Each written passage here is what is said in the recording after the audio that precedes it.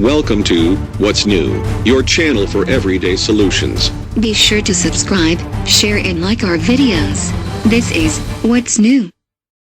Trump move on job training brings skills gap debate to the fore.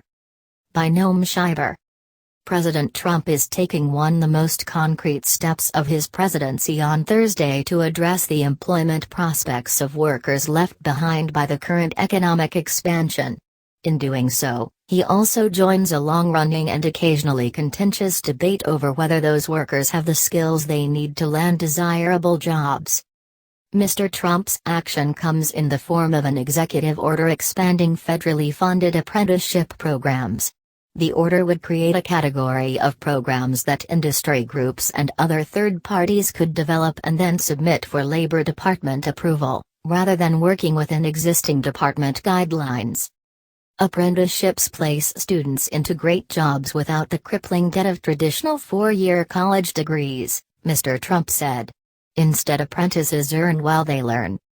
Mr. Trump would redirect over $100 million of federal job training money to pay for the new apprenticeships, supplementing $90 million in funding for the existing program.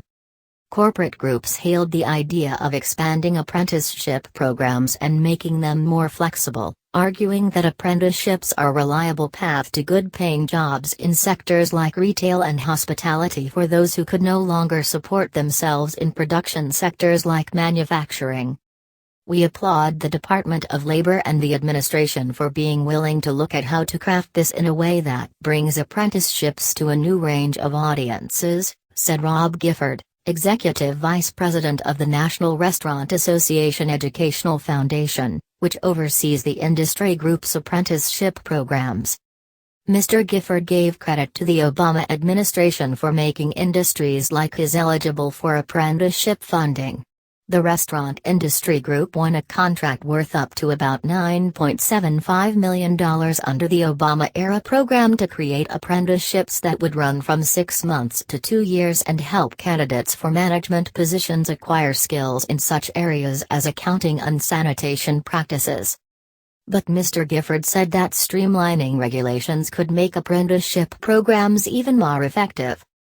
The administration's interest in apprenticeships stands in contrast to the cutbacks for other forms of job training in its budget proposal, involving far larger sums. The Association of Community College Trustees said that while it welcomed Thursday's move, it remained worried about the severe cuts proposed to federal workforce and education programs. Underlying the relatively modest size and scope of Mr. Trump's proposal is a much bigger idea about why workers who have lost good-paying jobs that do not require a college degree are struggling to find work at comparable wages. In the eyes of the president and many corporate leaders, the crux of the problem is skills, the proposition that employers are eager to fill millions of good-paying jobs that workers lack the skills to perform. The U.S. faces a serious skills gap, Labor Secretary R. Alexander Acosta said during a call with reporters last week, pointing to 6 million vacant jobs, the most since the department started keeping track in the early 2000s. The vacancies were especially abundant in manufacturing, information technology and health care, he said. If the unemployed could acquire the necessary skills through apprenticeships or coursework, the thinking goes, companies could quickly fill these jobs, providing workers with economic security and stimulating the economy. Despite the belief of some, however, there is little evidence that the economy is suffering from an unusually large skills gap.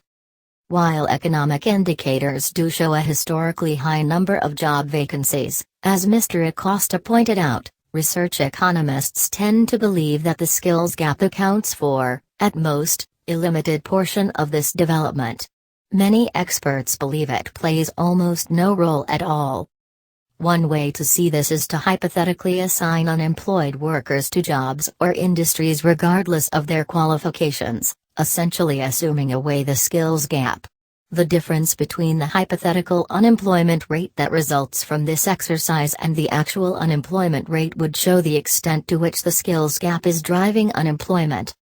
But when you do this, according to A. Segal Sahin, an economist at the Federal Reserve Bank of New York, The size of the skills gap today is unremarkable. The level of mismatch at the occupation level is pretty much where it was before the Great Recession, she said. Ms. Sahin points to two other factors causing employers to take longer to fill jobs: the aging of the workforce and a long-term decline in the proportion of startups in the economy. Older businesses tend to grow more slowly and typically take longer to fill vacancies as a result. They often devote more resources to the process and have more bureaucracy overseeing it, such as a human resources department. Stephen J. Davis, an economist at the University of Chicago, helped create an index showing that the average time it takes to fill a job is the longest since January 2001.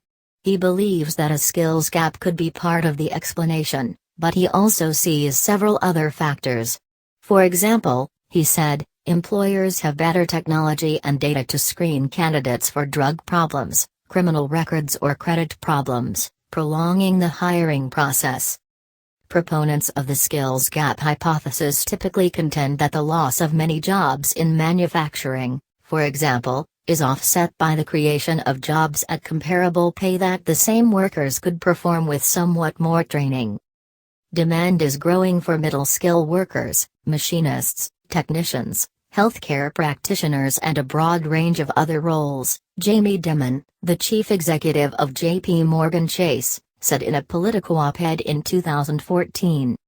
But extensive economic research on the subject suggests essentially the opposite trend. The proportion of middle-skill jobs in the economy has declined since the 1980s, while relative job growth has been concentrated at either the low end of the spectrum, like retail, or the high end, like software development, a related phenomenon economists refer to as job market polarization. The former class of jobs tends to be undesirable for many former factory workers. The latter tends to be out of reach even with additional training. When the jobs these guys filled go away, it's not clear there is something new and substitutable anytime soon, said Jason Faberman, an economist at the Federal Reserve Bank of Chicago who has studied the skills gap issue. Consider healthcare, one of the sectors both Mr. Acosta, the labor secretary, and Mr. Dimon alluded to as a promising source of middle-skilled jobs for retrained workers. Of the 6 million vacancies Mr. Acosta cited in the overall labor market, 1 million were in the healthcare sector as of April, the latest month for which data is available. But the industry hired only about 500,000 workers that month, the largest absolute gap of any sector between vacancies and hires. Some of these jobs are in fact good-paying middle-skill jobs, like diagnostic medical sonographers.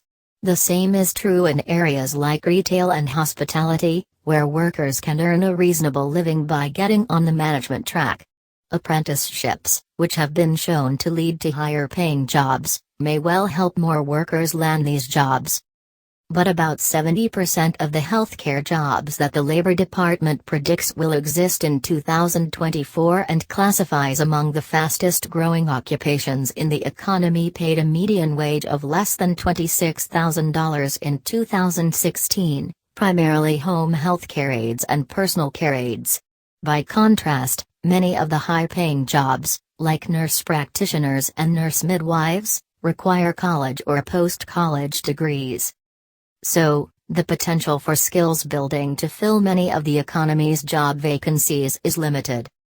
I don't want to say the skill mismatch problem is irrelevant, it certainly isn't if you think about a 45-year-old who loses a job in a traditional industry and needs to find a new job, said Gordon Hanson, an economist at the University of California, San Diego, who has studied job market polarization.